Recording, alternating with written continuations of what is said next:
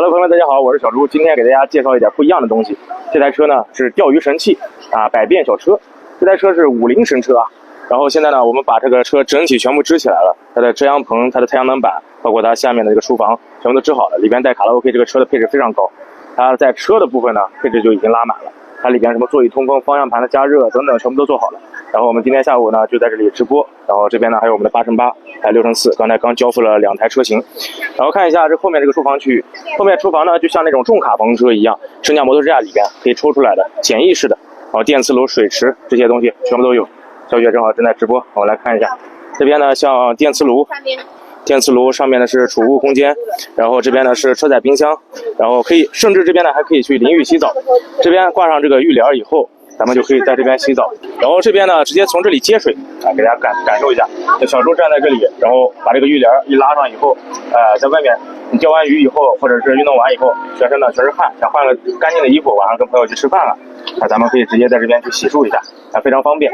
然后这边的冰箱，平时用的时候一打开，拿菜，这边洗菜池，然后这边电磁炉、菜板，全部都配齐了。储物空间，这边隐私帘、纱网全都有，通风也可以变得很好。上面还有一个拓展的太阳能板。这个车整体里面的隔热保温做的特别好，刚才一直晒在外面下午直播，但是呢完全没有这种车里面感受到热。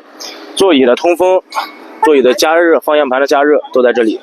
然后它这个前侧呢，就是整体咱们可以看到它的前置和后置的这个摄像头全都有，然后它的360全影点做功能，360全影这个功能呢也很方便啊。咱们可以看到这个车的前后左右各个方位，开车的话也更加安全一些。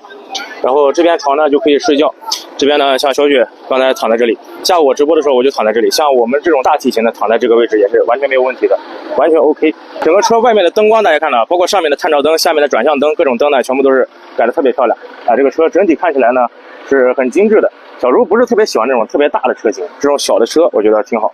要不然房车我可能过几年以后会考虑。今天这个车来了以后呢，我是特别心动的，因为我就想要有一种小车，到处好停，然后呢有这个功能，跟朋友比如说晚上出去喝2杯，然后累了直接上车里面去睡觉，也就不走了。我第2天早上对吧，再出去该干嘛去。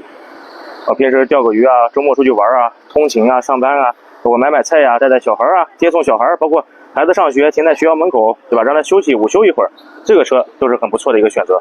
遮阳棚拉出来也特别长啊，这个遮阳棚直接是手动的，非常简单，非常方便。今天呢，主要就是给大家介绍一个这个百变小车啊，我觉得确实挺不错的。它后面可以拼床，可以拼卡座，可以拼对卡座，然后可以当行车座椅。